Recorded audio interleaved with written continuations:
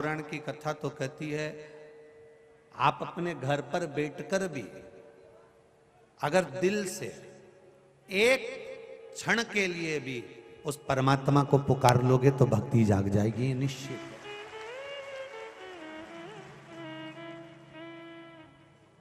बहुत हंडा भर के भगवान को जल चढ़ाओ तो भगवान प्रसन्न होंगे, ये हमारा शास्त्र नहीं कहता। किसी में भी शिव महापुराण की ऐसी कोई स्थान नहीं जहां पर लिखा हो कि भगवान को तुम एक टैंकर जल चढ़ाओ या 10 किलो या 20 किलो या 50 किलो दूध चढ़ाओ। गीता प्रेस गोरखपुर की पूरी शिव पुराण को उठाकर देखना, उसमें कहीं नहीं लिखा कि महादेव को आप इतना 50 किलो का भोग लगाओ या 25 किलो का भोग लगाओ या 60 किलो का भोग लगाओ।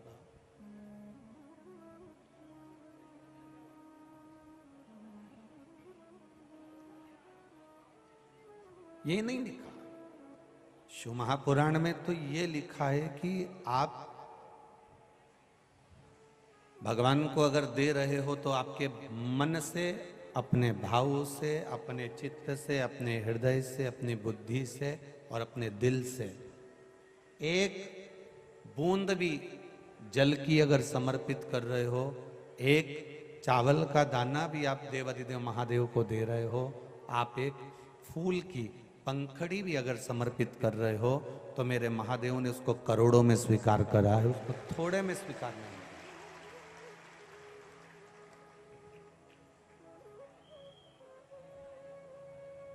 बड़े विचित्र समय में कली काल चल रहा है। इस कली काल को, इस कलयुग को शिव युग की ओर हमें बढ़ाना है।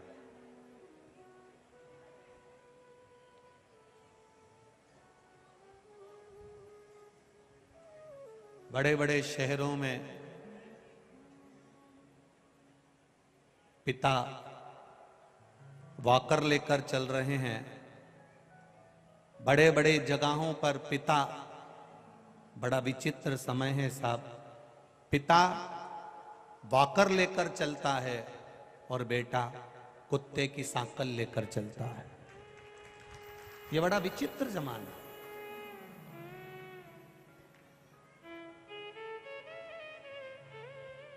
पिता वॉकर लेकर चल रहा है और बेटा सवेरे मॉर्निंग वॉक में घूमने के लिए जाता है तो कुत्ते की सांकल पकड़कर जाता है, कुत्ते की रस्सी पकड़कर जाता है, कुत्ते की सांकल पकड़कर जाता है। हम किन भ्रम में हैं? हमारी चित्तवृत्ति को, हमारे मन को, हमारी श्रद्धा को, हमारे विश्वास को, हमारी दृढ़ता को हम पक्का ही नहीं कर पा रहे।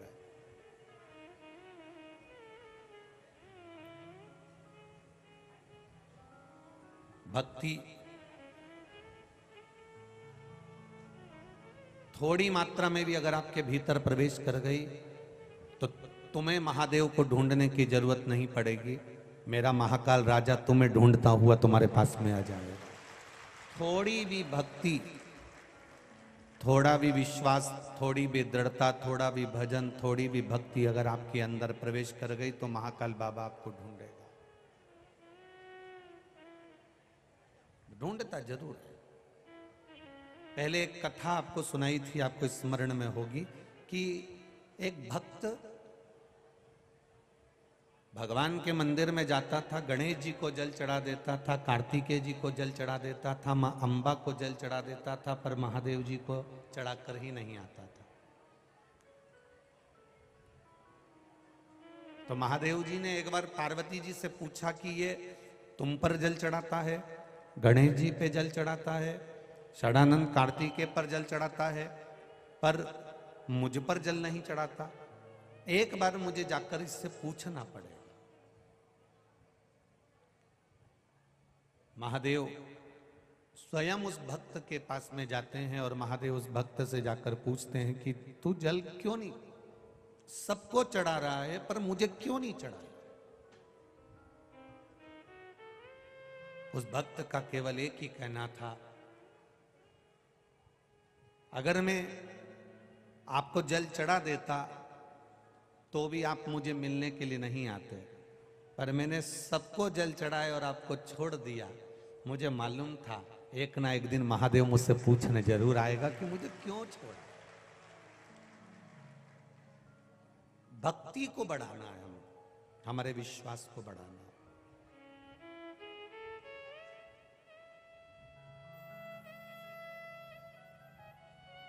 दुकान खोलोगे तुम्हारी आय बढ़ जाएगी, एक एजेंसी ले लोगे तुम्हारी आय बढ़ जाएगी, फैक्ट्री खोलोगे तुम्हारी आय बढ़ जाएगी, बिजनेस चालू करोगे तुम्हारी आय बढ़ जाएगी, नौकरी करोगे तुम्हारी आय बढ़ जाएगी, तनख्वाह बढ़ जाएगी।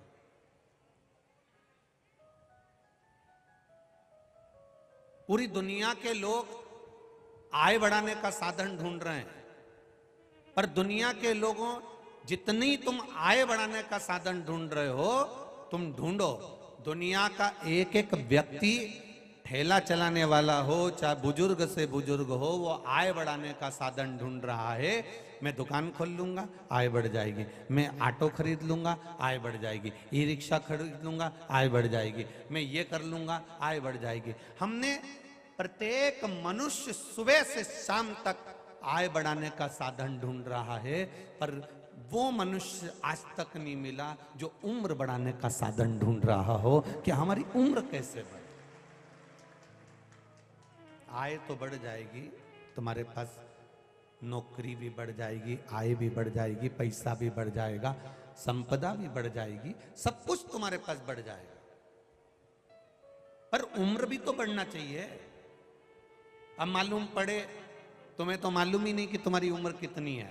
फैक्ट्री तुमने लगा ली, एक दुकान की 4 दुकान तुमने कर ली, एक एजेंसी की 4 एजेंसी तुमने कर ली, एक जगह को तुमने 4 जगह लगा दिया, खूब पैसा कमाया, खूब फैक्ट्री सजाई, खूब धन कमाया, आय बढ़ाई, हमारी इतनी आय बढ़ गई, हमारी इतनी आय बढ़ गई, हमारी इतनी आय बढ़ गई, पर तुमको ये नहीं मालूम कि तुम्हारी उम्र बढ़ी कि नहीं बढ़ी। अब तुमने फैक्ट्री लगा ली, दुकान लगा ली, धंधा बढ़ा लिया, आय बढ़ा ली, आय बढ़ाने के चक्कर में तुम्हारी उम्र कितनी चली गई। अब मालूम पड़े आय तो बढ़ गई और मालूम पड़े छाती में दर्द हो गया और हॉस्पिटल में पड़ा रिया, तो फिर वो आय किस काम की जब जाने का समय ही आ गया।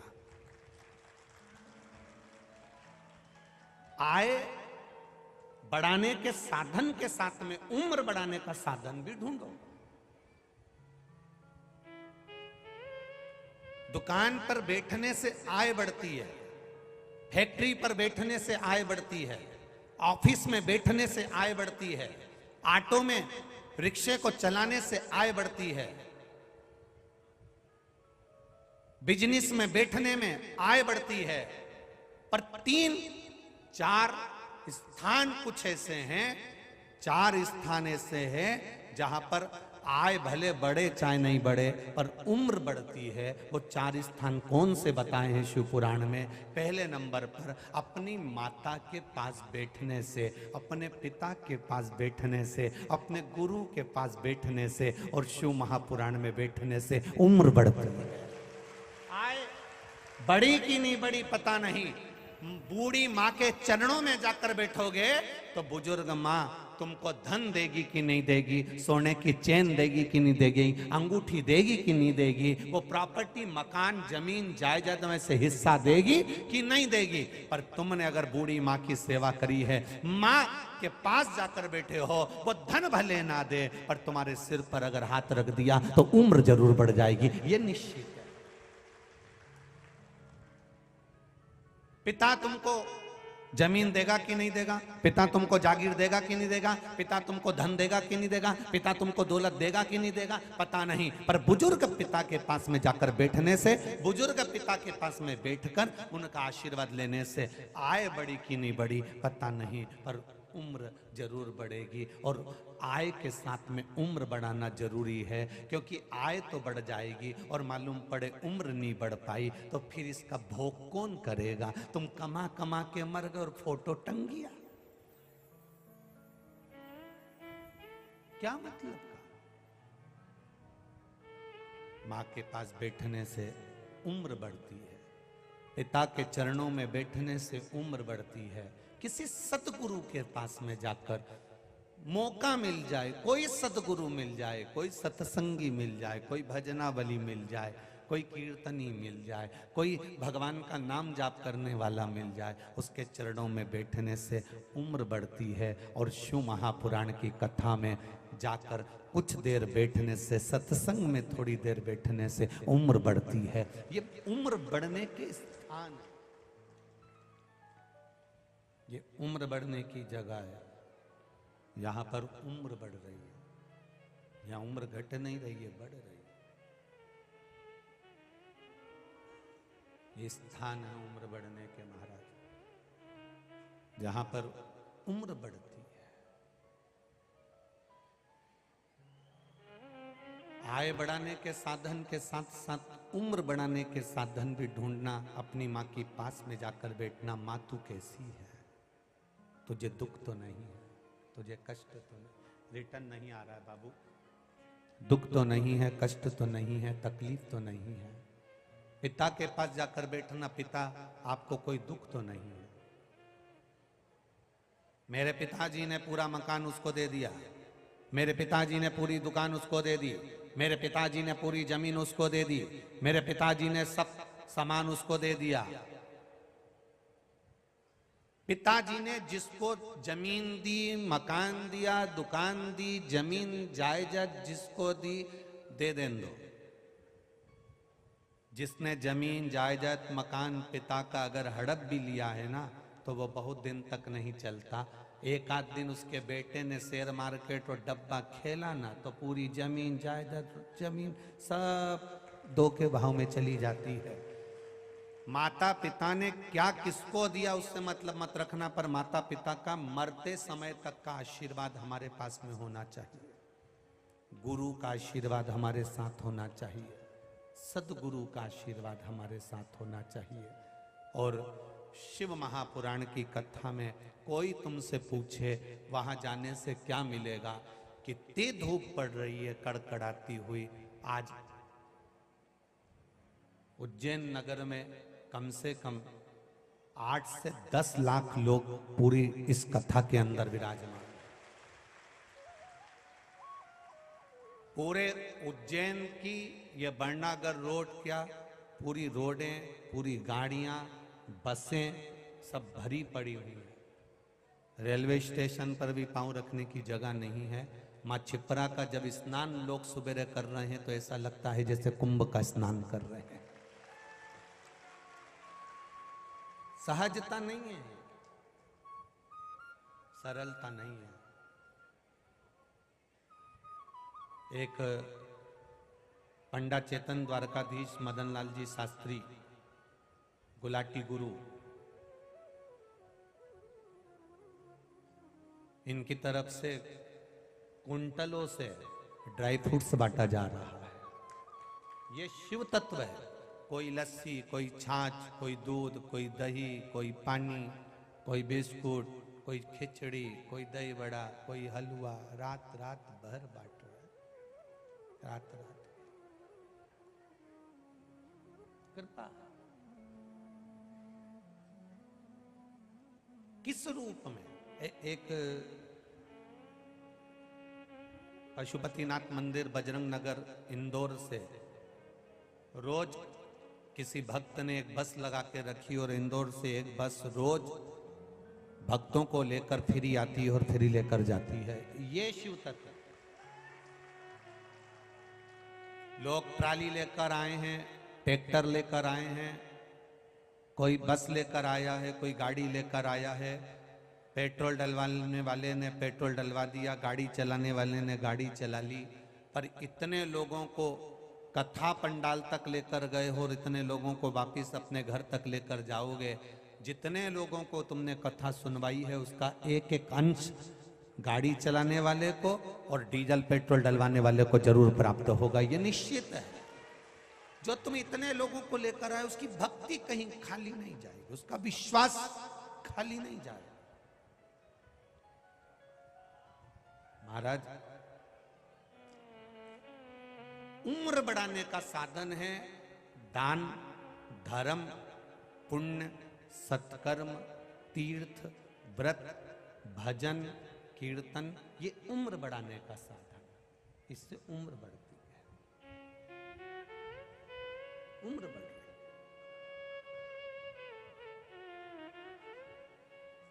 हम 24 घंटे आय बढ़ाने में लगे हैं, पर उम्र पर हमारा ध्यान नहीं है।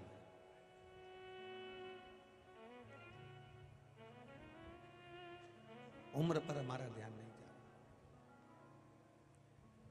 कमाते कमाते कमाते कमाते इतने डूब गए कि जो तुमने कमाया वो अपने ही शरीर पर लगा रहे हो।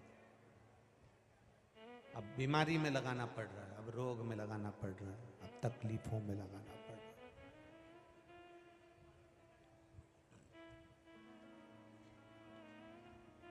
अविरल भक्ति की ओर हम अग्रण्य हो, भगवान के भजन की ओर, भगवान के कीर्तन की ओर, भगवान के मंत्र जाप की ओर हम अग्रण्य। जितनी हम भक्ति को बढ़ाएंगे उतना मेरा महादेव आपके करीब में आता चले जाएगा। वो एक लाइन आप लोग गुनगुनाते रहते हो कि तुम रूठे रहो भोले, हम तुम्हें मना लेंगे, आहों में असर होगा तो घर बैठे बुला लेंगे। अगर हमारी भक्ति में बल होगा, हमारे विश्वास में बल होगा, हमारे भजन में बल होगा, हमारी भक्ति बढ़ेगी, हमारा विश्वास बढ़ेगा, हमारी दृढ़ता बढ़ेगी, हमारा भजन बढ़ेगा, तो तुम्हें महादेव को ढूंढने के लिए नहीं जाना पड़ेगा। महादेव तुम्हें ढूंढता हुआ तुम्हारे दरवाजे पर आएगा और तुम्हें दर्शन देकर जाएगा। भक्ति को बढ़ाओ, अपने भजन को बढ़ाओ।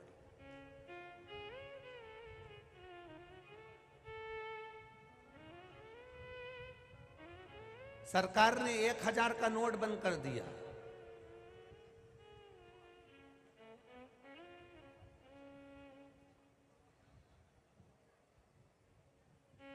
सरकार 1000 का नोट बंद कर दी और परमात्मा ने 100 साल की उम्र बंद कर दी। 1000 का नोट किसी किसी के पास में होता है और वो भी किसी काम का नहीं होता है, क्योंकि बंद हो गया। 100 की उम्र भी परमात्मा ने बंद कर दी। किसी किसी की 100 की उम्र होती है और वो भी काम की नहीं होती है, शरीर पलंग पर पड़ा रहता है, भजन कीर्तन स्मरण कुछ नहीं हो पाता है। भजन की उम्र 100 वर्ष नहीं है। भजन की उम्र तो तुम्हारा बचपन, तुम्हारी जवानी, तुम्हारी अधेड़ी, ये जितनी भगवान ने दी है, जब तक शरीर चले तब तक भगवान की अविरल भक्ति में डूबने के लिए ये शरीर परमात्मा ने दिया है। जब तक शरीर चले, और जब तक ये शरीर चले तब तक इसको परमात्मा में डुबाने का प्रयास करिए। बहुत आड़ा टेढ़ा बोलकर, बहुत अपशब्द कहकर, किसी को ताना देकर, किसी को गाली देकर उससे महानता हमारी नहीं हो सकती। बड़ी गाड़ी लाओ, बड़ा बंगला बनाओ, बड़े बड़े लोगों में बैठो, बड़ी जमीन खरीदो, मना नहीं है। बड़ी गाड़ी लाओ, बड़ा बंगला बनाओ, बड़ा धंधा खोलो, बड़ा बिजनेस खोलो, बड़े बड़े लोगों में बैठो, मना नहीं है। बस एक निवेदन है, अपने मुख से बड़ी बड़ी बात कभी मत करो।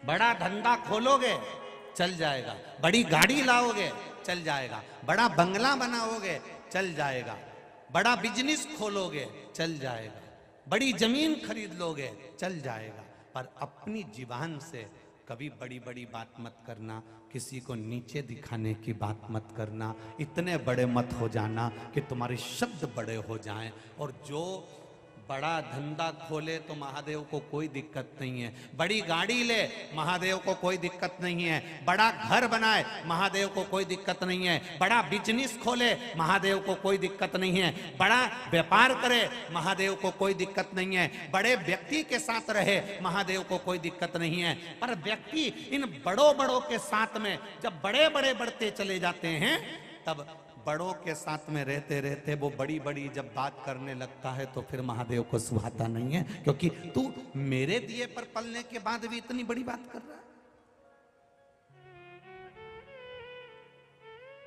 बड़ा धंधा खोलोगे तो महादेव खुश होंगे, बड़ा व्यापार करोगे महादेव खुश होंगे, बड़ा घर बनाओगे महादेव खुश होंगे, बड़ा काम धंधा करोगे महादेव खुश होंगे, बड़े लोगों के साथ रहोगे तो महादेव खुश होंगे।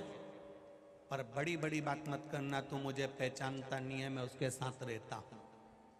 किसी भी बड़े के साथ रहना, महादेव का डमरू में एक रस्सी इधर होती है तो एक रस्सी इधर होती है, बस यूं खटके नहीं, रोज खटका देख लो, यूं खटके तो बस ये देखो सब चतुर चतुर बैठे हैं डमरा डमरू लेके, यूं खटके और खटकते से ही बस इधर का भी बजे नहीं इधर का भी बजे। महादेव का काम ही केवल इतना है, मेरे भोलेनाथ जी का काम कितना है, बस इतना ही। मेरे शंकर भगवान का एक ही काम है, नीचे का ऊपर और ऊपर का नीचे कब कर देता है लोगों को ही नहीं मालूम पड़ पाता है, उसका काम ही यही है। खाली न जाता कोई दर से तुम्हारे, अरे मैं भी खड़ा हूँ नंदी बाहें पसारे, अपने हृदय से लगा लो गिरा जा रहा हो, उठा लो उसका काम ही यही है, बस नीचे से उठाकर ऊपर कर दिया, ऊपर से उठाकर नीचे कर दिया, उसका काम ही यही, कोई दूसरा काम नहीं मेरे महादेव। पलट नहीं,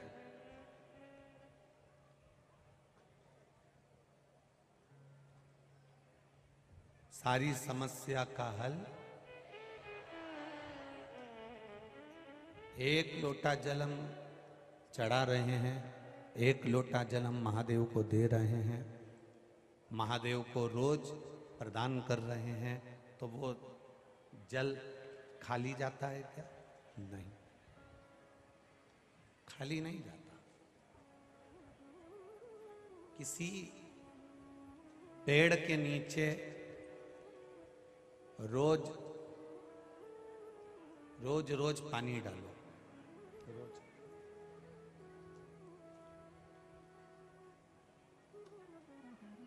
किसी वृक्ष के नीचे, एक बड़ा सुंदर संवाद, एक बहुत सुंदर चरित्र है कि एक महिला कुएं पे से पानी भरकर लेकर जाती है और उसके हंडे में 2-3 छेद हैं, उसके हंडे में मटके में 2-3 छेद हैं।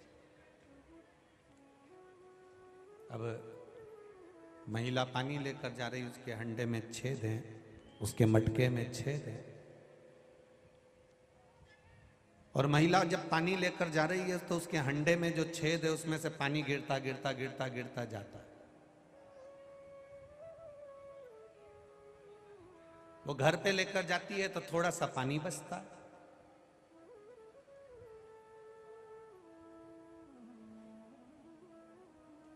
बड़ी गांव के लोगों ने उससे कहा कि तू पागल हो गई है, तू मूर्ख हो गई है, हंडे में छेद है, पानी लेकर जाती है, घर तक लाती है तो थोड़ा सा पानी बचता है, तो ऐसा पानी भर कर जाने से मतलब क्या है?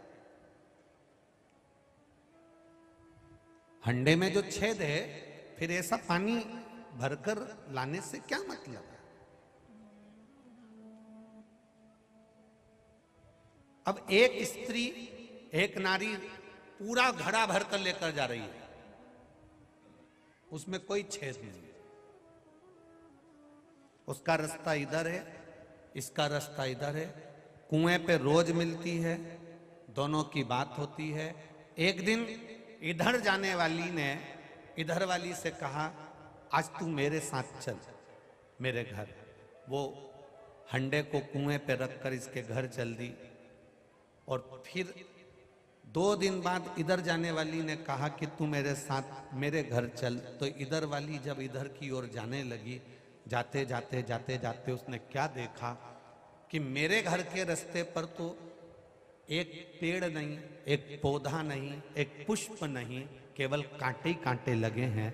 और इसके घर जाते हैं ना तो आसपास में इतना घास, इतनी हरियाली, पौधे, पेड़, वृक्ष सब हरे भरे हैं। उसका कारण क्या है?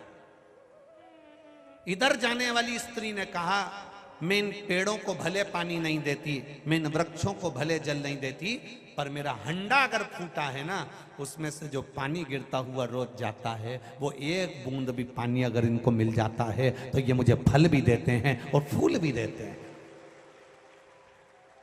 ये मुझे फल भी दे रहे हैं, फूल भी दे रहे हैं, छाया भी दे रहे हैं और मुझे सब कुछ प्रदान कर रहे हैं। बाहर की आवाज इधर आ रही है। फल भी दे रहे हैं, फूल भी दे रहे हैं, वृक्ष भी। ये वृक्षों को जो थोड़ा बहुत मिला है, इन वृक्षों को थोड़ा बहुत जो प्राप्त हुआ है, इन वृक्षों को जो थोड़ा बहुत मिला है, उससे ये फल भी देते हैं, छाए भी देते हैं और फूल भी देते हैं। अब इसको नहीं मालूम कि मेरा हंडा जो फूटा हुआ है, उसमें से जो पानी गिर रहा है, उससे ये वृक्ष हरे हैं। मेरा हंडा जो फूटा है, उसमें से जो पानी गिर रहा है, उससे ये फूल है, उससे ये फल है। वो तो बस निकल कर जा रही है। आप भी ये कभी विचार मत करना कि महादेव मेरी सुनते नहीं है, महादेव मुझे कुछ दे नहीं रहा है। ना ना ना ना, जैसे एक हंडे में छेद है और पानी गिरता हुआ जाता है, तो वृक्ष हरे होकर फल भी देते हैं, फूल भी देते हैं। उसी तरह यदि आप रोज महादेव को एक लोटा जल चढ़ा रहे हो, महादेव अगर आज नहीं देगा तो कल देगा, पर तुम्हारी झोली खुशियों से, पुष्प और फल से भर ही देगा। वो भरेगा, ये निश्चित है।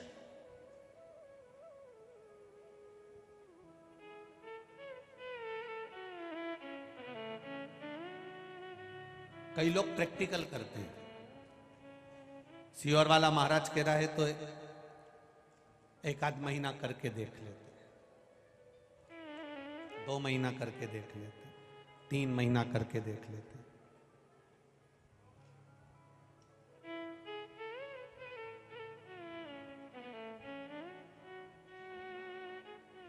नहीं, विश्वास नहीं है, शिव मंदिर मत जाना। भरोसा नहीं है तो मंदिर तक मत जाओ।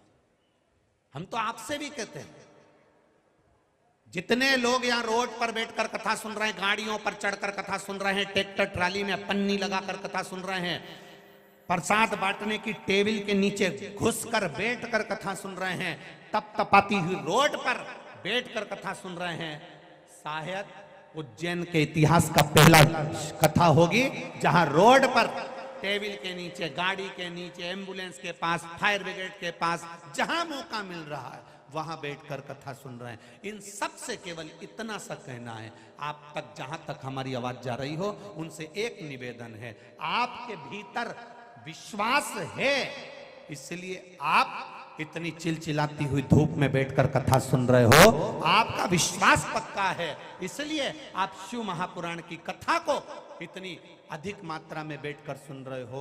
और आपका विश्वास अगर पक्का है तो महादेव की कृपा भी पक्की है, ये निश्चित है। आपका भरोसा पक्का है, आपका विश्वास पक्का है, आपकी दृढ़ता पक्की है। बूढ़ी बूढ़ी माएं पैदल, छोटे छोटे बच्चे चले जा रहे हैं, चले जा रहे हैं।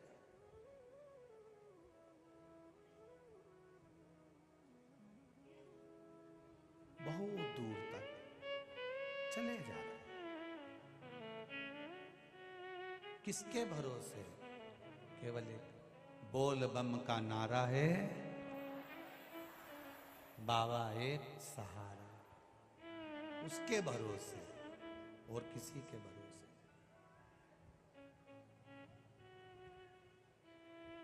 क्यों आए? उसके विश्वास पर आए।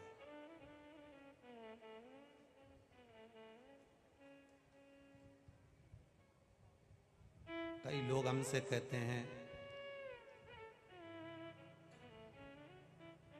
ये आए हैं इनसे मिलो, वो आए हैं उनसे मिलो, वो आए हैं उनसे मिलो। हम एक ही बात कहते हैं, ये भी तो हरियाणा, पंजाब, दिल्ली, राजस्थान, गुजरात सब जगह से आए हैं, तुम तो केवल उज्जैन से आए। अपना घर छोड़कर तुम केवल होटल तक पहुंच गए, अपना घर छोड़कर केवल हमसे मिलने पहुंच गए, तो ये भी तो इतने कोसों दूर से आए हैं।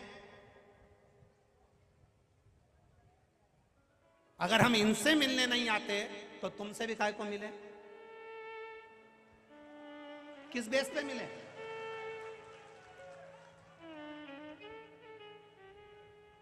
अगर इनसे मिलने नहीं आते, ये भी तो हमारी इंतजार करते हैं। एक मात्र दर्शन करने के लिए तपती हुई धूप में रोड पर बैठे रहते हैं कि महाराज निकलेगा तो दर्शन हो जाएंगे। इनका विश्वास, दृढ़ता, और आप होटल पर आकर कहो हमसे मिलना पड़ेगा, हमसे मिलना पड़ेगा, तो दादा हाथ जोड़ उठारा अगरबत्ती लगा के आ जाई मती। ये भी तो शिव भक्त हैं, ये भी तो शंकर के भक्त हैं। एक व्यक्ति के भीतर भी अभिमान नहीं आना चाहिए कि मैं महाकाल के मंदिर में इनको इस भाव से दर्शन करा सकता हूं। किसी के मन में यह ना आए कि आप महाकाल का दर्शन इन भक्तों को करा रहे हो, यह अभिमान आपके भीतर नहीं आना चाहिए। वो तो महाकाल ने ना जाने कौन से तेरी भाग्य अच्छे होंगे जो तो तेरी ड्यूटी महाकाल ने अपने चरणों में लगा कर रखी है। ये तेरा किस्मत है।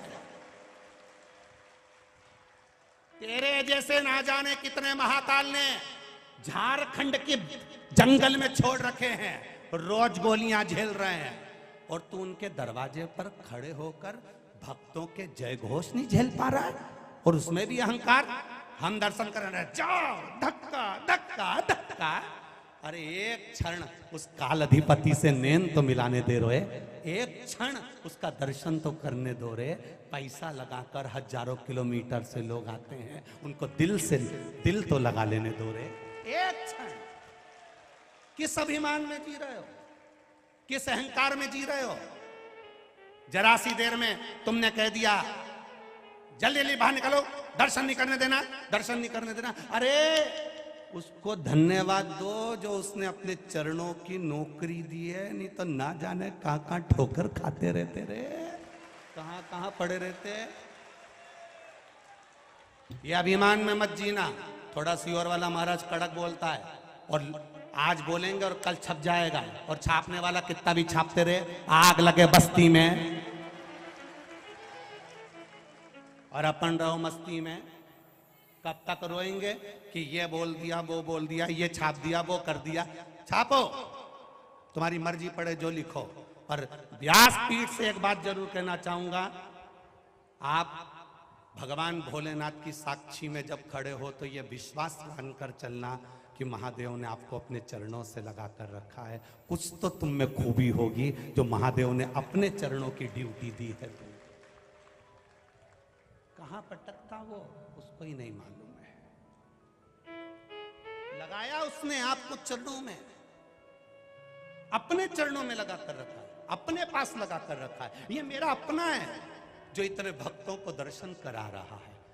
प्रसन्नता लुटाते रहना। आओ साहब, महाकाल से नैन मिलाओ साहब, आओ साहब दर्शन करो साहब, आओ साहब, आओ साहब, निकलो, तुम्हारे पीछे और खड़े हैं साहब, जल्दी चलो साहब। जय श्री महाकाल, जय श्री महाकाल, जय श्री महाकाल, जय श्री महाकाल। नैन मिलाते जाओ, जय श्री महाकाल, जय श्री महाकाल, जय श्री महाकाल कहते जाओ। प्रसन्नता में कहो, इस्माइल दीजिए, इस्माइल, थोड़ी खुशियां लौटाइए, प्रसन्नता देकर चलो। कहीं अभी हम रास्ते में से आ रहे थे, कल भी शाम के समय थोड़ी देर घूमने के लिए आए थे, तो देखा था बुजुर्ग माताएं इतनी प्रसन्नता में। ये उज्जैन की धरा की माता है। उज्जैन के कई पुरुष उज्जैन नगर के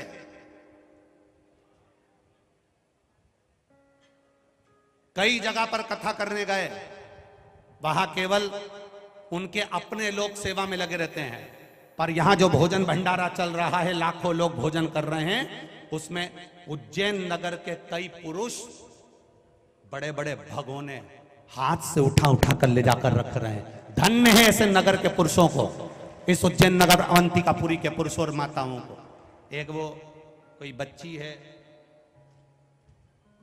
कुछ थोड़ा बहुत सामान वामान बेइज्जती करती होगी, भावसार करके, कोई उसका नाम में लिख कर ध्यान में आएगा, भावना भावसा, एक लड़की है, कहीं बेटी वो भावना भावसार, और उसकी बहन अगर सुन रही हो तो मैं उसको आमंत्रित करूंगा कि वो मंच पर आए, व्यासपीठ के करीब में आए। एक कोई भावना भावसार, दो लड़कियां, दो बेटियां, केवल कोई सामान का ठेला मेला लगाती होंगी महाकाल मंदिर के आसपास, उनकी आंख में जल था। हम रोज प्रतीक्षा करते थे कब उज्जैन में कथा हो जाए, कब उज्जैन में कथा हो जाए। दोनों बेटियां भोजनशाला में बर्तन उठाने से लेकर, झाड़ू लगाने से लेकर, ऐसी कोई सेवा नहीं बची उन बेटियों की जो उन्होंने वहां सेवा ना करी हो। ये उज्जैन है मेरा, ये अवंतिकापुरी है मेरी, ये महाकाल की नगरी है मेरी, जहां सेवा का प्रकल्प आगे बढ़ता है। कोई मां छिपरा को स्वच्छ बनाने में लगा हुआ है, कोई हमारे उज्जैन को स्वच्छ बनाने में लगा हुआ है, कोई मंदिरों के आनंद स्वच्छता में लगा हुआ है। ये मेरी अवंतिका है, जहां आने वाले एक एक भक्त की सेवा में उज्जैन पलक पावड़े बिछाकर खड़ा रहता है। ये उज्जैन है।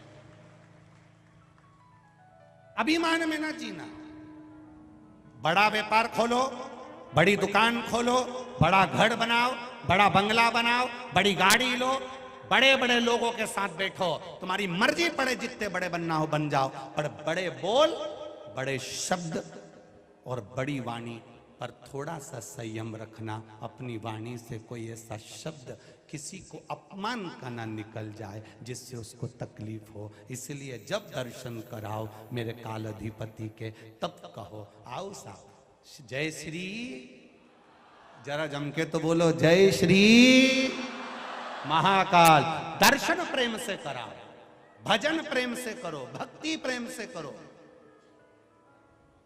2 रोटी तुम्हारी सास खाती है, तीसरी रोटी भी नहीं खाती, 3 खाली तो बहुत खाली। पर उस बुजुर्ग सास को अगर 2 रोटी भी घर में मिले ना, तो प्रेम की मिले ना, तो सास और 2 साल ज्यादा जी लेती है। प्रेम की वाणी से रोटी दीजिए, प्रेम के शब्द से भोजन दीजिए, प्रेम के शब्द, प्रेम के शब्द। अरे कितनी विचित्र विडंबना का समय है कि लोग घर में पर्दे, बंगला, गाड़ी, सब कुछ नया लाने में लगे हैं, पर रिश्ते निभाने में नहीं लगे हैं। रिश्ते निभाओ, प्रेम के रिश्ते निभाओ।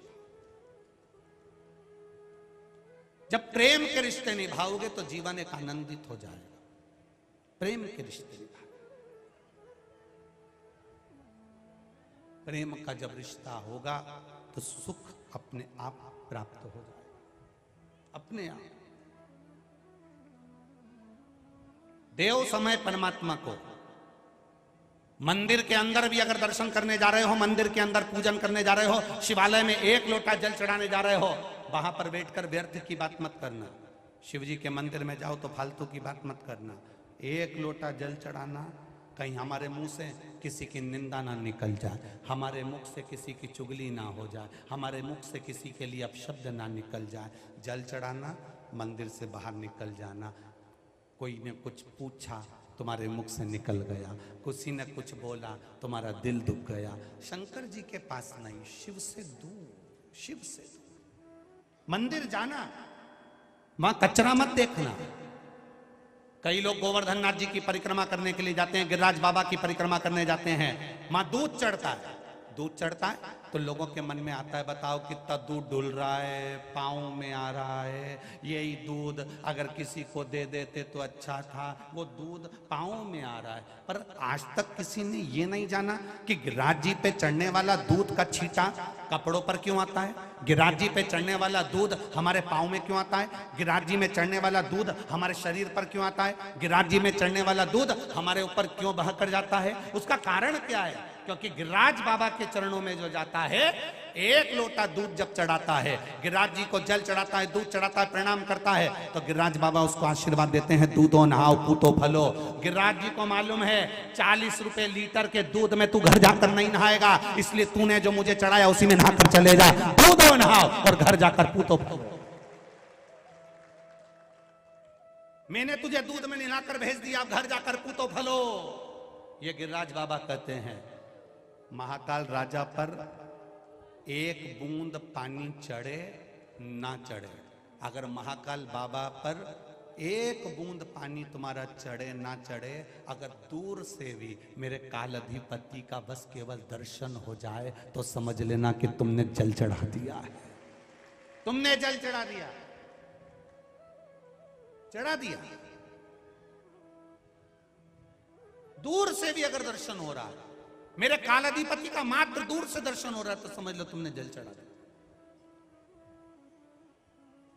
कितना सुंदर लिखा है वायव्य संहिता में। वायव्य संहिता में लिखा है, जब कोई देवाधिदेव महादेव को जल चढ़ाता है, जल की धार चढ़ती हुई अगर शंकर के शिवलिंग पर तुम्हें दिख जाती है, तो वो जल जिसने चढ़ाया है, वो जल की धार जो दिख रही है, जितने लोग उस जल की धार को चढ़ता हुआ देखते हैं, उतने लोगों की तरफ से शंकर को वो जल समर्पित हो जाता है। मात्र धार का दर्शन,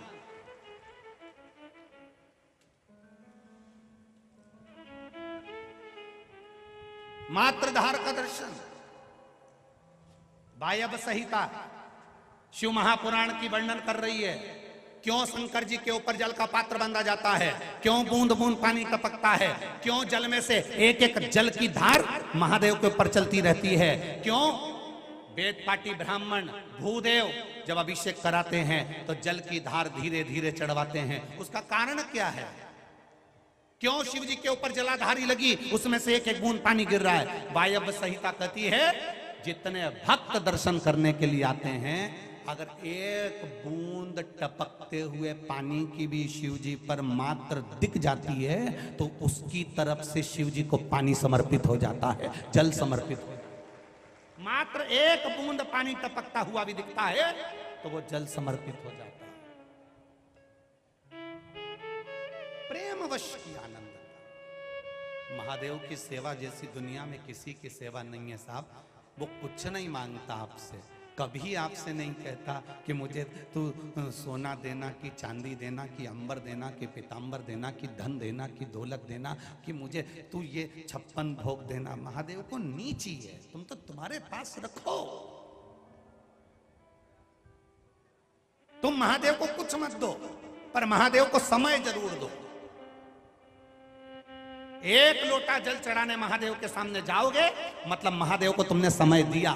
शिव पुराण कथा सुनने के लिए आए हो, महादेव को समय दिया। टीवी खोलकर बैठे हो 1 बजे से 4 बजे तक, महादेव को समय दिया। और याद रखना, दुख की घड़ी में सब साथ छोड़ देंगे।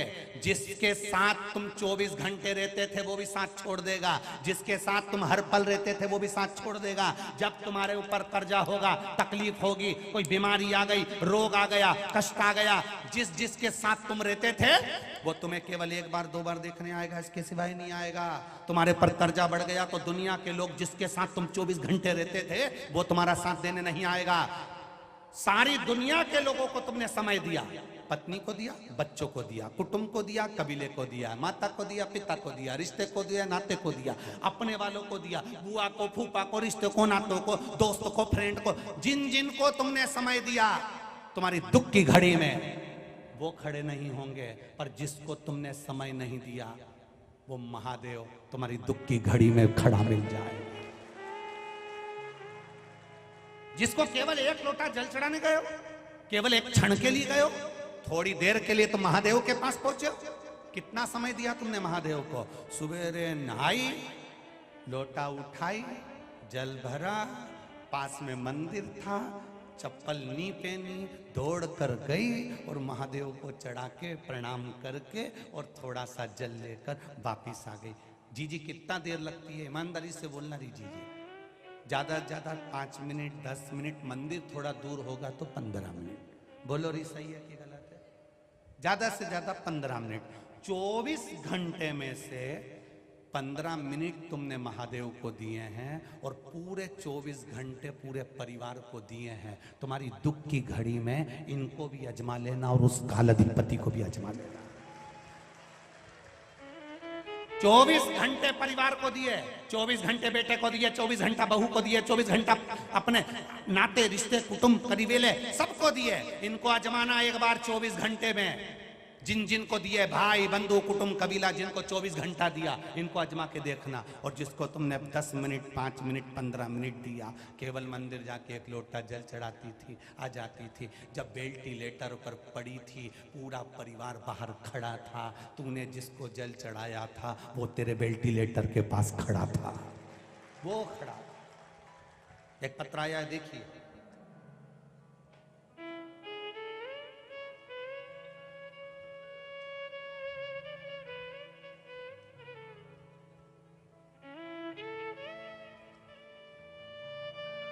सीमा मरोठिया, मोबाइल नंबर लिखा है 91 पीपली नाका उज्जैन। आप ही हैं? दोनों हाथ हिला दो एक बार। गुरुदेव, मैं अपने जीवन से हार चुकी थी। अचानक एक दिन टीवी पर आपकी कथा आ रही थी जिसमें आप पशुपति व्रत का महत्व बता रहे थे। तो आपका उद्बोधन, एक लोटा जल हर समस्या का हल। गुरुदेव, मैंने पशुपतिनाथ का व्रत किया, बस जल चढ़ाया, महादेव जी पर आरंभ किया। गुरुदेव, मेरे 14 वर्ष का लड़का जो जन्म से विकलांग, बड़ी बीमारियों से जूझ रहा था, पूरा शरीर काम नहीं करता था, पलंग पर पड़ा रहता था, 14 साल का था। गुरुदेव, मेरा 14 वर्ष का लड़का जो कि विकलांग है, जन्म से विकलांग था, बड़ी बीमारियों से ग्रस्त था, वो शांत हो गया। जब 14 साल का लड़का शांत हो गया तो एक माँ की दशा क्या होती है गुरुदेव, आप जानते होंगे। मैंने सब विश्वास छोड़ दिया, सब काम छोड़ दिया, पर आपके शब्द सुनकर विश्वास पक्का हुआ। शिव जी को एक लोटा जल चढ़ाना चालू करा, पशुपतिनाथ का व्रत करना प्रारंभ करा और बाबा से प्रार्थना करी। मेरा बेटा बड़ा सुंदर था, बहुत अच्छा था, अगर आप कृपा करेंगे तो वापिस मेरी झोली में मुझे बेटा ही दोगे, और आप कृपा करोगे तो मेरी झोली में बेटा आएगा। गुरुजी, आप कहते हो बाबा से जो मांगा है उसने दिया है, परीक्षा जरूर लेता है। मेरा 14 साल का बेटा ले लिया और बाबा से जब प्रार्थना करी और जल चढ़ाया, विनती करी, मेरा एक बेटा फिर मुझे बाबा ने दे दिया। ये शिव सत्य। बैठिए बहन, हर हर मां। तब कोई नहीं वावारी दुनिया मतलब की, धन के साथी सब थे, जब धन ही नहीं तो कोई नहीं। कौन किसको पूछता, कौन जाने।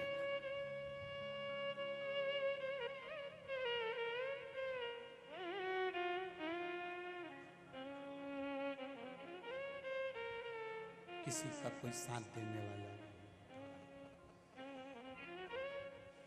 एक महादेव पर किया गया भरोसा, एक महादेव पर किया गया विश्वास, एक महादेव पर की गई भक्ति, एक महादेव पर करा गया दृढ़ भरोसा, ये साथ दे जाता। दृढ़ भक्ति, दृढ़ विश्वास,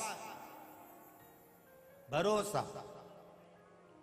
और जब महादेव पर करा गया भरोसा, महादेव पर करी गई दृढ़ भक्ति, महादेव पर करा गया विश्वास प्रबल हो जाए, तो समझ लो कि हमारे बीच में परम पूज्य गुरुदेव 1008 श्री चारधाम मंदिर शांति स्वरूपानंद जी महाराज जी पधारे। एक बार जोरदार ताली बजाएं महामंडलेश्वर।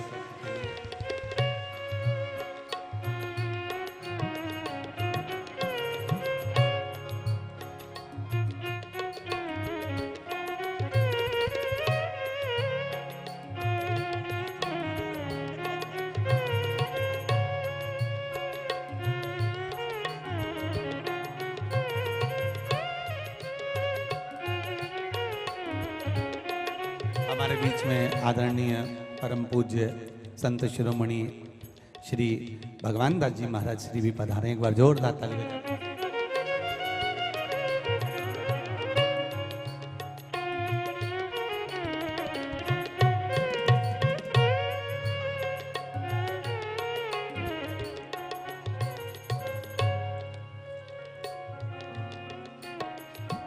एक विश्वास दृढ़, एक भरोसा पक्का।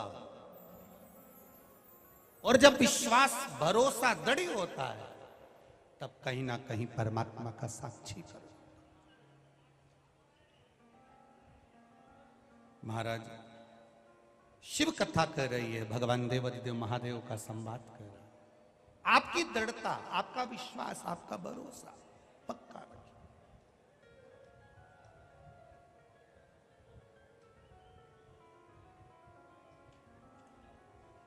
इस पूरे आकाश में जितना बड़ा आकाश जितना बड़ा नहीं होता उतना अपने हृदय का आनंद बड़ा होता।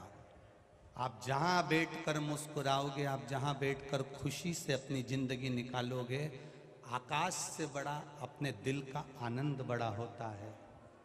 नारी से बड़ा नारी का सुहाग होता है और राम से बड़ा राम का नाम होता है, ये निश्चित है। आकाश से बड़ा हमारे दिल का आनंद है। कभी ये मत सोचना कि हमारे पास गाड़ी नहीं, हमारे पास बंगला नहीं, हमारे पास जमीन नहीं, हमारे पास जायदाद नहीं। कई लोग कहते हैं काश उज्जैन में मेरी भी एक होटल होती। आप लोगों में से भी कई लोग ऐसे होंगे जो काश उज्जैन में मेरे पास एक होटल होती।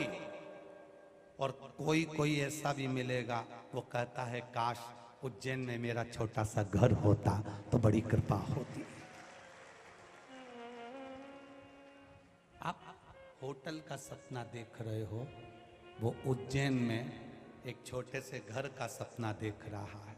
और कोई कोई ऐसा होता है, जितने लोग आस्था पर कथा सुन रहे हैं उसमें से कुछ लोग ऐसे भी होंगे कि घर की नहीं सोचे होंगे, होटल की नहीं सोचे होंगे, उनने इतना ही सोचा होगा काश मैं भी उज्जैन की कथा में होती तो क्या बात।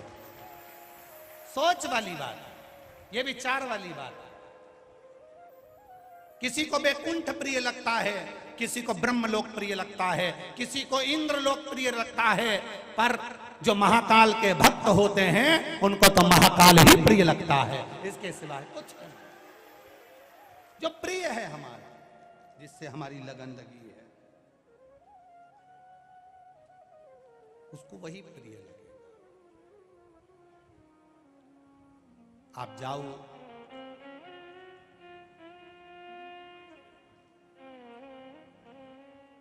शिव के मंदिर में, आप जाओ भगवान शंकर के मंदिर में,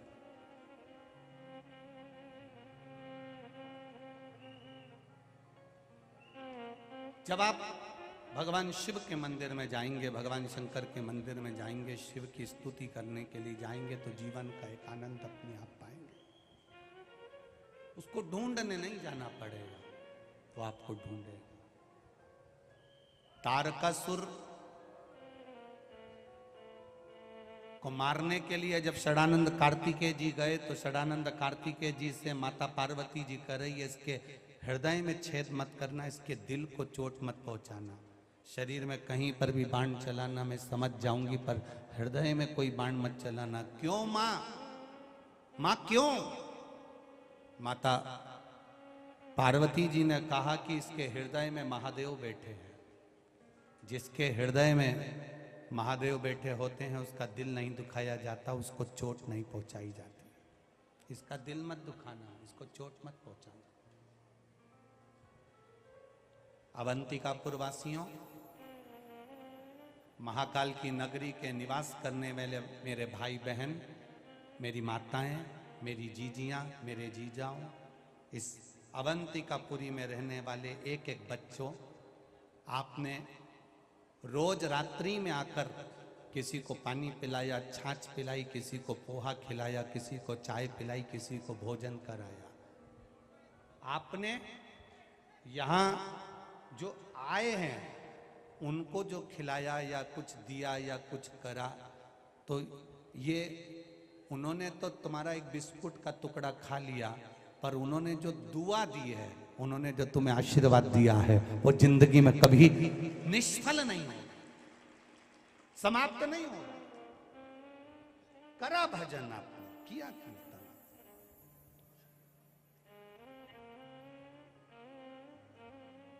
आज छठा दिन हो जाएगा, कल 7वां दिन विराम हो जाएगा। सुबह 9 बजे से 12 बजे तक कल की कथा हो जाएगी। फिर 14 तारीख से देपालपुर में प्रारंभ हो जाएगी 1 बजे से 4 बजे तक माता प्रसूति शिव महापुराण कथा।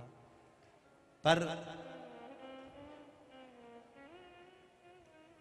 जो दर्शन का भाव मिला, जो सेवा का भाव मिला, जो आनंद का भाव मिला, वो कब ना मिला है उज्जैनी से।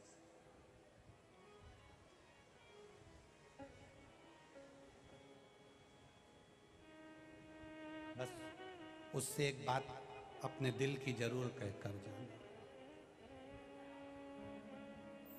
उससे निवेदन कर कर जाना, बाबा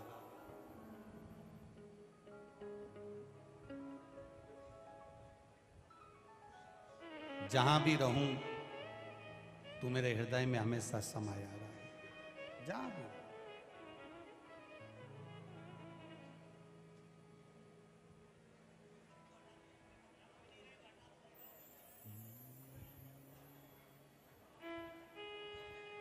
बाकी सी लटक गई, नैनों में अटक गई, कब तुम दर्श दिखाओगा। बाकी सी लटक गई, नैनों में अटक गई, कब तुम दर्श दिखाओगा।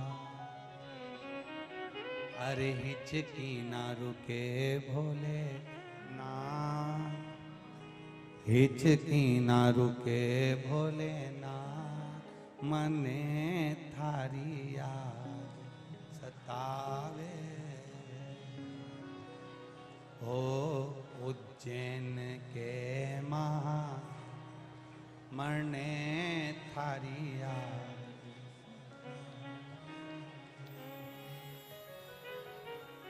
उज्जैनी छोड़ो महाकाल, उज्जैन छोड़कर हमारे साथ 2 कदम मेरे घर तक तो चलो महाकाल।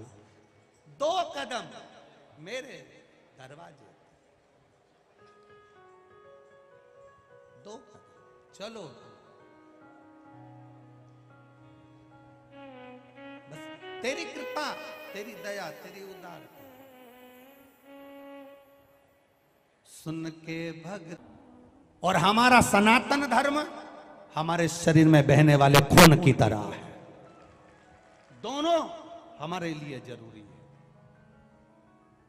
दोनों जरूरी है। विश्वास के साथ में किया गया भजन टलता नहीं, कटता नहीं।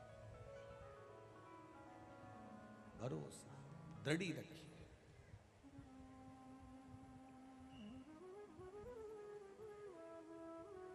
इस तारकासुर के हृदय में चोट ना लगे, इसका ध्यान रखिएगा। इस तारकासुर के हृदय में बाण ना लगे, इसका ध्यान रखिएगा। षडानंद कार्तिकेय जी जब तारकासुर को मारने के लिए गए तो तारकासुर सामने खड़ा हुआ था।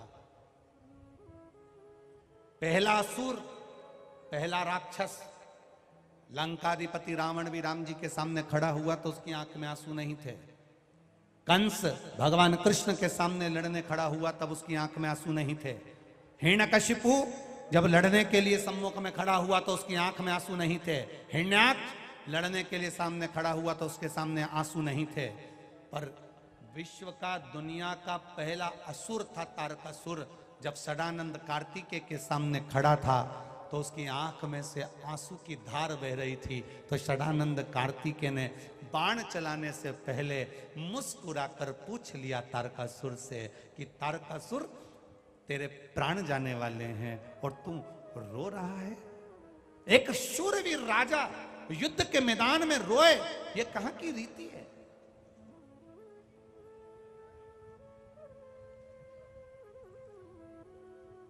ये कहां की रीति है? एक बच्चा अंदर रो रिया है, उसकी मां से कहो, अरे छोरा रो रिया, देख ले जरा। अभी जाऊंगी देख लूंगी, उसका तो काम ही रोने का। मानी गई। छोरा रोया, ए बहू चली जा, ओके देख ले नाना के, वो रो ही रिया है, जा जरा छोरा के देख। बहू नहीं गई, काम में लगी रही, होगा तो काम ही रोने। और छोरा रोया, बहू नहीं गई, छोरा रोया, उसकी मां नहीं गई, और एकदम छोरा चीख कर रो दे। तो मां जाएगी कि नहीं जाएगी? और जम के बोलो जरा, जाएगी ना? एकदम चीख कर रोया, मां पहुंच गई। उसी तरह तुम रोज मंदिर जाते हो, रोज रोज उससे कहते हो, और तुम कहते हो वो सुनता नहीं, सुनता नहीं, सुनता नहीं। छोरा रोज रोए, मां सुने ही नहीं, का तो काम ये है। परंतु एक दिन छोरे ने दिल से जब रो दिया, तब परमात्मा भी प्रकट हो गया। दिल से रोया, छोरा चीख कर रोया, मां आ जाती है, और भक्त जब दिल से रोया तब परमात्मा आ जाता है। ये निश्चितता है, वो आता है। दिल से जब हमने पुकारा, दिल से जब हमने उसको भजन किया, दिल से जब हम कहते हैं, वो भी दौड़ कर आता है। और अंत समय प्रभु वचन दिया तो निभाना पड़ेगा। आए ना आए प्रभु कुटुंब कबीला। दीनानाथ तू नहीं गाएगा, पहले इनको गाने देना। आए ना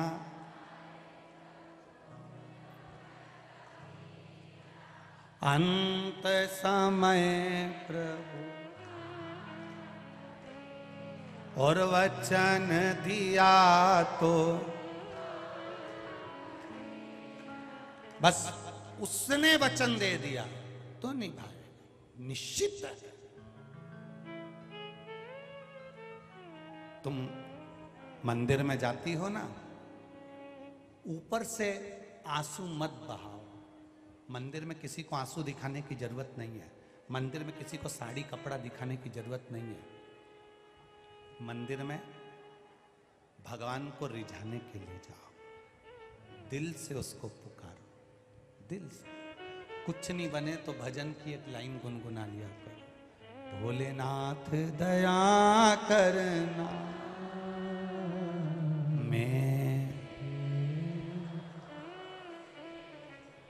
मेरे बाबा दया करना,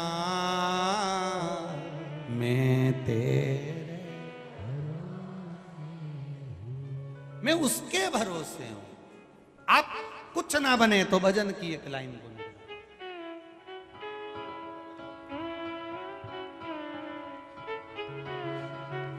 जोरदार ताली बजाएं संतों के लिए।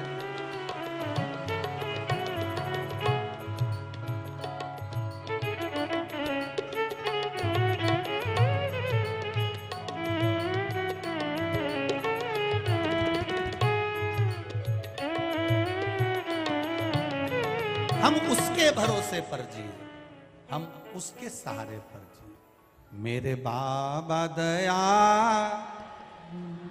आवाज नहीं आई, पूरा बंडाल एक साथ बोलो, हम उसके भरोसे पर हैं। मेरे बाबा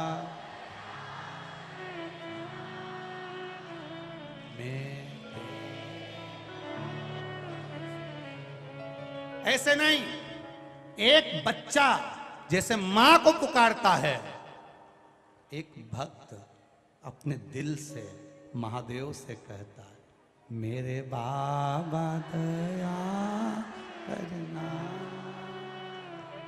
मैं तेरे भरोसे,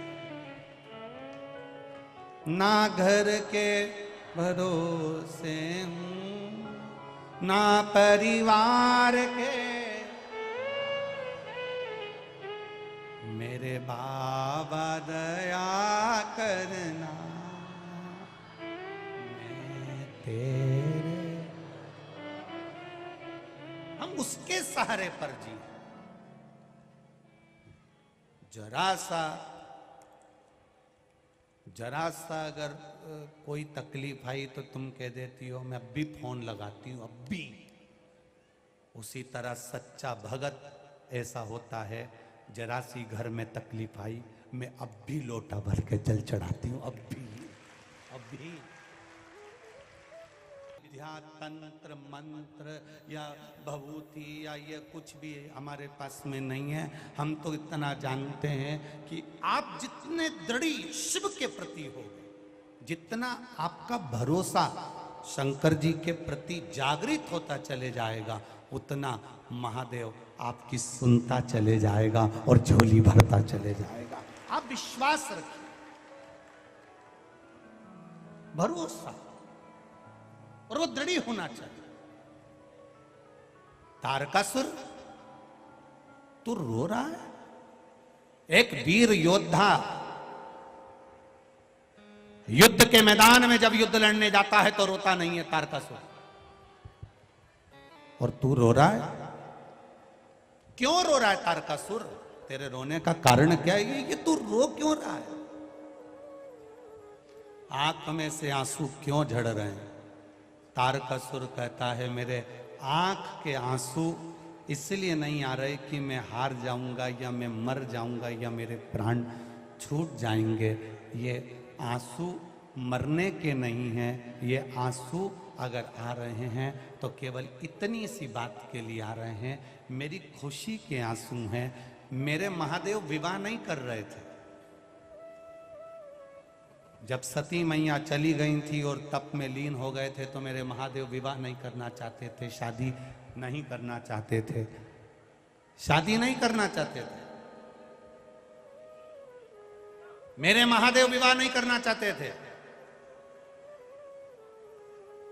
पर मैं भी शिव का भक्त, ब्रह्मा जी से वर में मांग लिया, मरूंगा तो शिव के पुत्र द्वारा मरूंगा। आज मेरे महादेव ने शादी कर ली, विवाह हो गया, उनके पुत्र का मुझे दर्शन हो गया। अब भले मर जाऊं तो कोई गम नहीं है। भक्त भगवान से मांगता क्या है? क्या मांगता?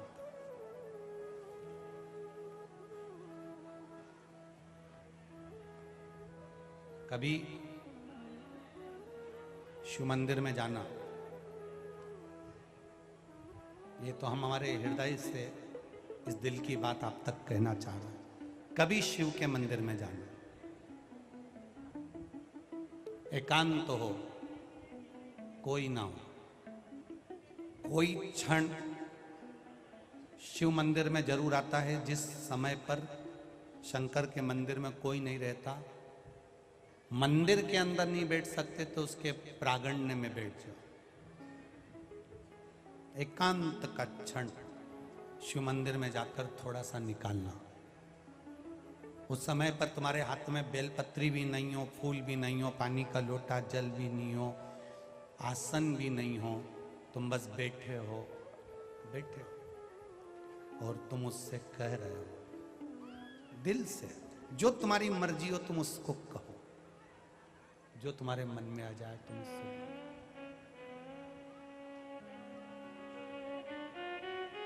सुनेगा।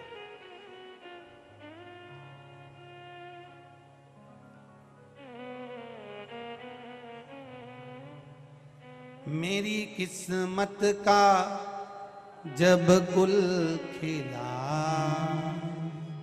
तब जा कर के ये दर मिल गई तेरी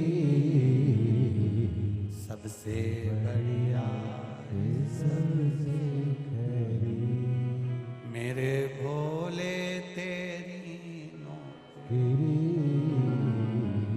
सबसे बढ़िया सबसे खरी। दिल से जब वो एकांत में बैठा हो, रिटर्न बढ़ाओ रिटर्न, जब वो एकांत में बैठा हो अकेला, तब उस क्षण आपके दिल की बात आप उससे जाकर कहो। और एक बात और सुन लो, अगर मंदिर में नहीं बोल सकते तो घर में जो शिवलिंग होता है, घर के अंदर शिवलिंग रखते क्यों हैं? आप लिंग महापुराण के अंतर्गत उसको श्रवण कर सकते हैं। लिंग पुराण के अंतर्गत घर के अंदर शिवलिंग क्यों रखा जाता है? घर के अंदर शिवलिंग क्यों रखते हैं? और कितनी सुंदर बात हमारी शिव महापुराण की कथा कहती है, लिंग पुराण की कथा कहती है, स्कंद पुराण की कथा कहती है, कूर्म पुराण कहती है, पद्म पुराण कहती है और ब्रह्म विवर्त पुराण कहती है।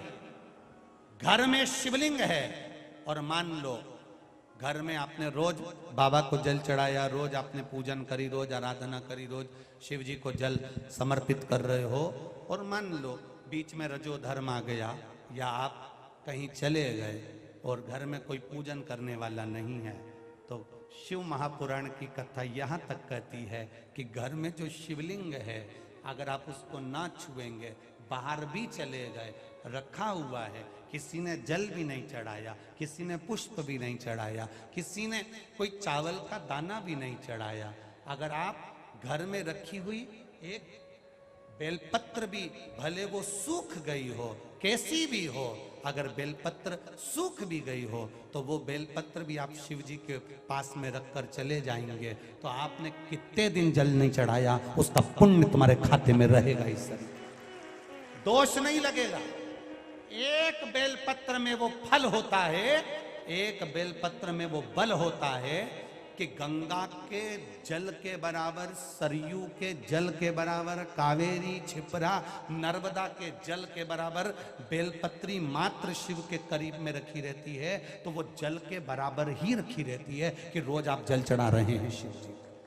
घर के लोगों से इतना तो कह सकते हो कि मुझे हाथ नहीं लगाना, मेरे को बाहर जाना है, तुम एक काम करो ये बेलपत्री शिव जी के पास रख दो, मैंने यहां रखी है, मैंने यहां पर रखी है, ये बेलपत्र आप शंकर जी के पास में रख दो, इतना तो कह सकते हो, इतना तो भगवान का वर्णन कर सकते हो, ये रख दो शिव जी।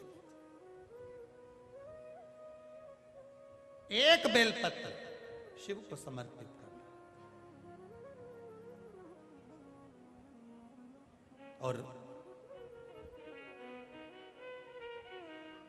10 दिन हो गए, 8 दिन हो गए, 15 दिन हो गए, 20 दिन हो गए, कोई बात नहीं, दुखी मत होना, शिव तुम्हारे हैं और तुम शिव के, भटकना नहीं है, भटकना नहीं है, तुम शिव के हो, शिव तुम्हारा। हाँ ये जरूर है, घर से जब जाओ तो शिवलिंग तुम्हारे घर में जो पारत का, नर्मदा का, कंकर शंकर जो रखा हुआ है, जो शिवलिंग है उसको कह कर जाना, बाबा तेरा घर है, तुझे संभालना है, हम भी तेरे हैं, तेरे भरोसे पर जा रहे हैं, तेरे भरोसे पर वापिस आएंगे, ऐसी कृपा करना जिस कार्य के लिए जा रहे हैं वो कार्य तू साथ चल और उसको सफल कर देना, ये भरोसा। ना जाने कौन ने तुमको अकल दे दी, ना जाने कौन ने तुमको ऐसी बुद्धि दे दी कि भगवान को डलिया में लेकर जहां जाओ भगवान को डलिया में लेकर जाओ, ये कौन ने अकल दी है, ये कौन ने बुद्धि दी तुमको, कौन ने कहा तुमसे कि तुम भगवान को डलिया में बिठाकर उनके धक्के खिलाओ, ना जाने कौन नारी कैसी, ना जाने कौन पुरुष कैसा, तुम्हारे हाथ झूठे हो रहे हैं, पात्र झूठे हो रहे हैं, ये अकल दी कौन ने तुमको कि इनको साथ में ले लेकर घूमो? ना,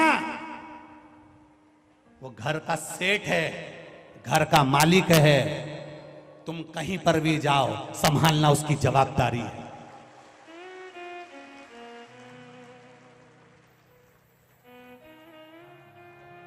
संभालना उसकी जवाबदारी है। शिवलिंग है, घर में रखो। आप अगर घर से बाहर जा रहे हो, कहीं जा भी रहे हो, तो तुम्हारे घर में लड्डू गोपाल हैं, ठाकुर जी हैं, विराज रहे, उनके लिए एक डब्बी में मिश्री रख कर आओ। जैसे तुम कहीं जाती हो तो बच्चों के लिए कुछ रख कर आती हो, यहाँ आई हो तो रोटी बनाकर आई हो, पति के लिए टिफिन लगा कर आई हो, बच्चों का टिफिन लगा कर आई हो। कोई बच्चा वापिस आएगा स्कूल से तो क्या खाएगा, उसके लिए डब्बे में रख के आई हो। तो उसी तरह घर के ठाकुर जी के लिए रख कर जाओ। मिश्री डब्बी में भर कर रखो, सामग्री रखो, थोड़ा झारी जी भर दो, जल भर दो, जल रख दो उनके पास में कि मैं लेट हो जाऊं तो तुम पाले। विश्वास जगाना है, ढोंग नहीं, प्रपंच नहीं, छल नहीं। दिल से भाव जागृत करिए, हमारे भीतर से भाव जागृत होगा तो भगवान मिलेगा, तो भगवान मिलेगा। 24 घंटे जपते रहो, जपते रहो, जपते रहो, जपते रहो, तो भगवान नहीं मिलता। और मीरा, कर्मा, नामदेव, ध्रुव, प्रहलाद, नरसिंह जैसे भगत नी जपते, बस केवल उसको तक तकी लगा कर देखते ही रहते हैं तो परमात्मा मिल जाता है। दिल से मिलता, प्रपंच से नहीं, ढोंग से नहीं, छल से। अब कोई ने कहा गुरुजी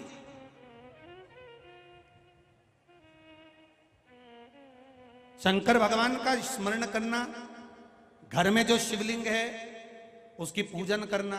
कोई कहता है कि घर में शिवलिंग नहीं रखना चाहिए, तो जो कहता है उसको एक बार शिव महापुराण अच्छे से पढ़ लेना चाहिए। जो कहते हैं घर में शिवलिंग ना हो, उनको शिव पुराण अच्छे से पढ़ना चाहिए। गीता प्रेस गोरखपुर की एक शिव महापुराण की कथा, एक पुराण अपने घर में लेकर आओ और दिल से एक एक लाइन। हम ये भी नहीं कहेंगे कि तुम संस्कृत में पढ़ो, तुम तो हिंदी पढ़ना जानते हो तो हिंदी में पढ़ो। धीरे धीरे एक एक लाइन को पढ़ना, समझना कि हमारी पुराण क्या कह रही है, इस पुराण के अंदर क्या क्या लिखा है, क्या हमको समझना पड़ेगा। कहीं सियोर वाला महाराज झूठ तो नहीं बोल रहा व्यासपीठ पे बैठकर। एक एक चीज पढ़ो। काली मिर्च चढ़ाने से क्या होता है, जल चढ़ाने से क्या होता है, बेलपत्री पर शहद लगाकर चढ़ाने से क्या होता है, शंकर जी को दही का शिवलिंग क्यों बनाया जाता है, अरहर की पत्ती क्यों चढ़ाई जाती है, क्यों सरसों चढ़ाई जाती है, सरसों के फूल का क्या महत्व है, जल में तिल डालकर क्यों चढ़ाया जाता है। एक एक महत्व को आपको पढ़ना पड़ेगा। ये केवल सियोर वाले महाराज के कहने पे मत चलना, पढ़ो, स्मरण करो कि कहां से बोल रहा है महाराज, किस जगह से बोल रहा है, वो तुम्हारी बुद्धि में आना चाहिए, तो तुम्हें सुनने में और आनंद आएगा। हमने पढ़ रखा है, महाराज जी ने यहाँ से बोला है, हमारे स्मरण में है, महाराज जी ने यहाँ से बोला है, तो आनंद और बढ़ेगा, और भक्ति बढ़ेगी, और जागरूकता बढ़ेगी। हर कोई कह देता है तुमसे क्यों जा रहे हो शिव मंदिर, शंकर जी को जल चढ़ाने से कुछ नहीं होगा।